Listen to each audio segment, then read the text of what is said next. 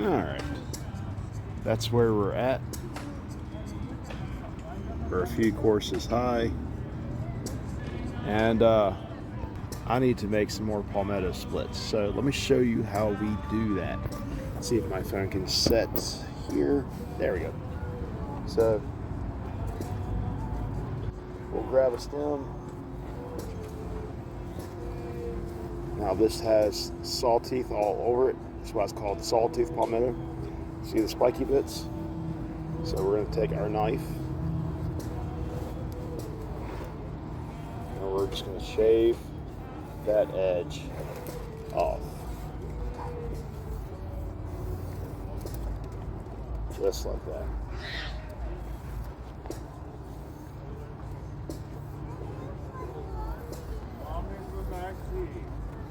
And now, as a traditional oak basket maker, working with oak, bamboo, willow, a lot of materials that you can pull apart by the growth rings.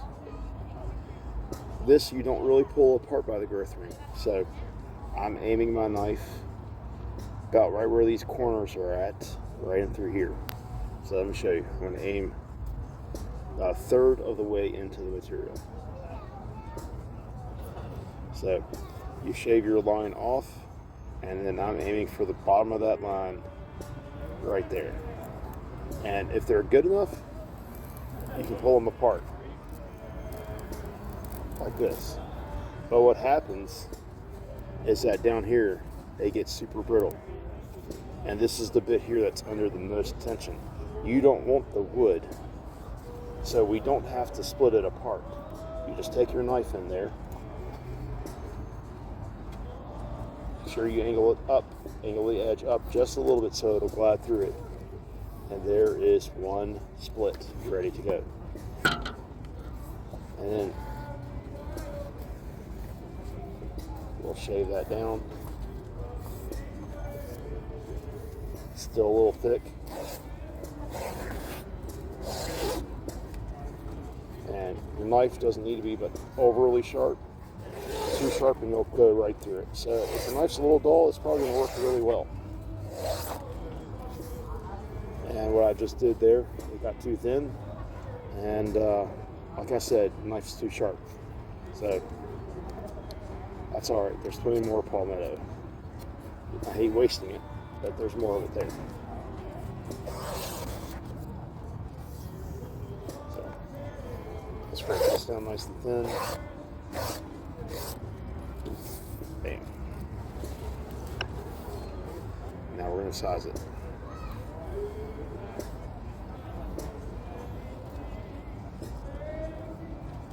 Save that just because of my oak habits.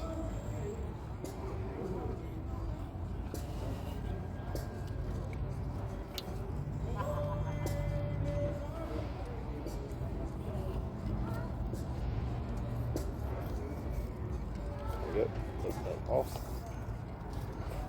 We'll work up here.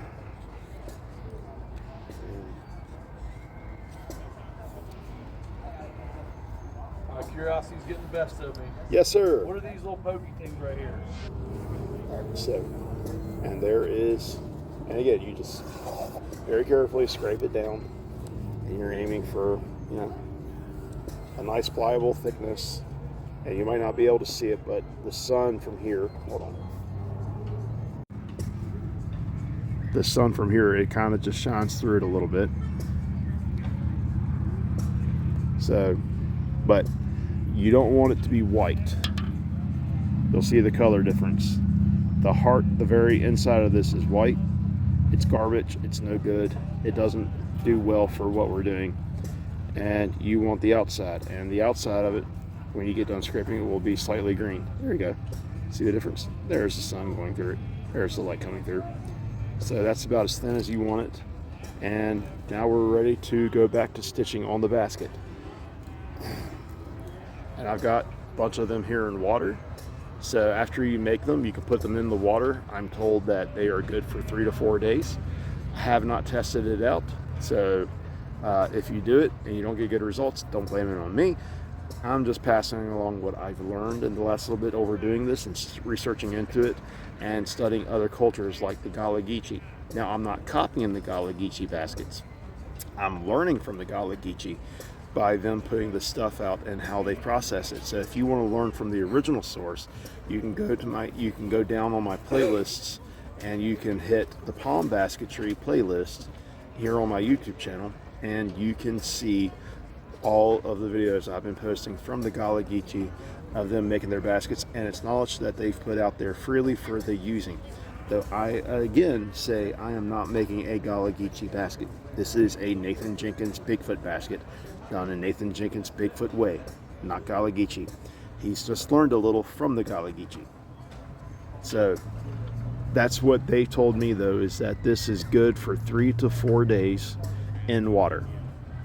And I can believe it. This stuff here is, so take that with a grain of salt. I haven't tested it out, so I can't say definitively or not, but I'm enjoying using this stuff fresh. And of course, it's going to dry out. It's going to go it's going to go to like a khaki. It might go to a light green. It's kind of changing here in the center, so it might stay that color. I hope it does. But yeah. And then we got yellows and all kinds of wonderful colors in here. So that is how you work a palmetto stem down. Oh, before I sign off. All right, so now we are officially closing, so we can go and do this. So here is the center section, or the bottom section, the V section. And what I have figured out, what I do, is I just split this in half. And by splitting this in half, you get 2 extra pieces that work really, really well for the stitching of these baskets. And you can see they're almost the same size as the split. So some of these baskets are a little a little differences or differentiation. There we go, differentiation in the size of the splits is okay. It's not frowned upon, it's just okay. So we're just going to pull this apart. And again, this one's working, but don't be afraid. I've worked so much material by splitting it and pulling it apart that I'm used to doing that. And that bites me in the butt here working with this stuff. So I have to remember, tilt my knife up a little bit, ride above that, and you see I tilted it up too much. Just ride in that groove and don't cut. Here's where my knife started to slide up. See, my knife is really too sharp for this. It twisted on me. So we'll just work that down, work that down, work that down. And you see we're starting to get that light green. And now we're going to scrape it.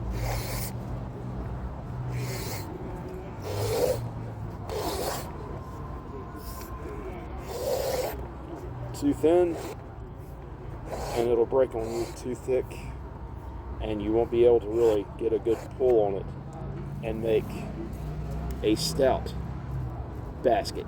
See that this basket does not like to move. It is a strong basket. So that's what we're after, is we're after strength. And make your materials too thin, you don't have that strength. They'll snap and they'll break. So this guy here, already in the Florida, even in the afternoon in Florida, this is already, I can feel it, it's starting to crimple and go dry. So we're going to put it in the water. And this guy here, again, this is what it looks like after we scraped it. So you can see it. It looks like after we scraped it. So I've got this snag right here, little snag and bind. And we don't want that. So I'm just going to take my knife. And this is a common technique where we use our knife to size our split. And it's much like a gauge for leather, for cutting off leather. So you can probably get yourself some leather cutters or leather strapped slicers and use that. I don't though. I've got one at home for my leather work, but I don't use it for this. And now we have a nice, even, snag-free piece of palmetto. want to take this little snaggly end off, and then we need to start it. So if you're going to make one of these, take the top of your, on all the materials so far that I've been using for basketry, we always put a point at the top. So this designates, you'll see how small this side is, and you see how it gets wider the farther down it goes. So that's the natural width of, that's the stem naturally widening itself out as it goes down to get strength. So we always put a point on that so we know where the top is at all times. And now what we're going to do is we're going to take this, we're going to push it through. And this here is what I've discovered. I'm going to fold this around, and we're going to push it in through this, and I'm going to angle it into the next one. Or we do this, and we just overlap it like that, and I carry on. You see this guy here, I'm going to carry on and wrap that guy in this, and then alright, so I'm going to carry it on, and then what I've done with my leather, so this is my knee pad, this is what protects my knee from all the scraping. What I've done, I've worn through the leather, and I've replaced it with a thicker pad for the top, and you can see just what this Palmetto is doing to that nice fresh piece of leather already. But that gives me a handy place to scrape, and I can utilize the rest of this. And I ended up taking my antler awl that my buddy Mike over here made up, and I've modified it a little bit. So this is just a simple antler awl, and you can see I've thinned it down. And what we're going to do is we're going to go in here, press it in,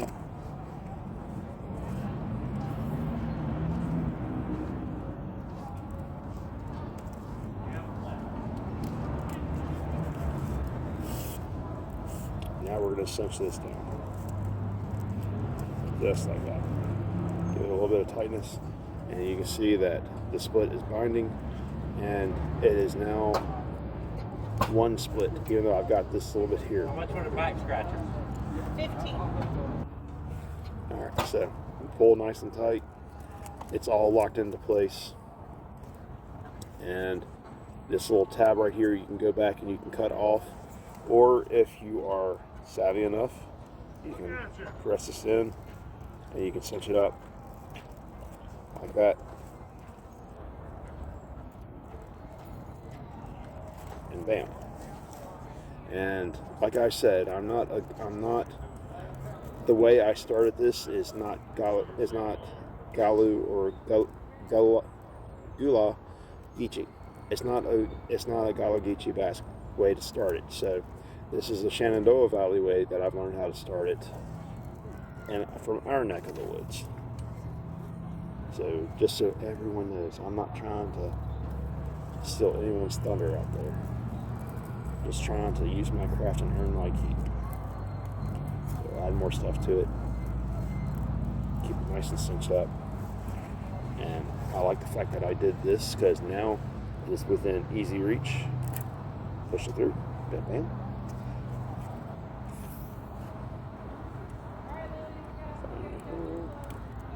Sew it out.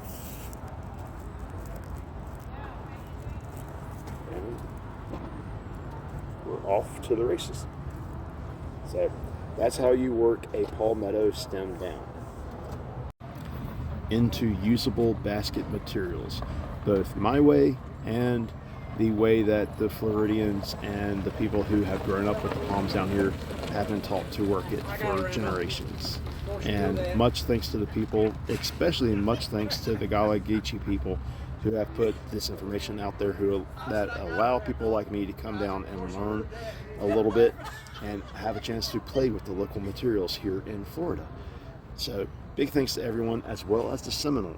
I've had a lot of help working the Palmetto from some of the Seminole around here. So, you know, it's a very awesome experience going to a new place, talking to the indigenous people who've been here for generations and learning a little bit about the land from their point of view and their perspective, and being able to be a part of that and share a tradition in a culture, even though I'm from up north, I can share my basket making culture, and you know, it's just amazing. We share basket making tricks and and we share. It's just awesome.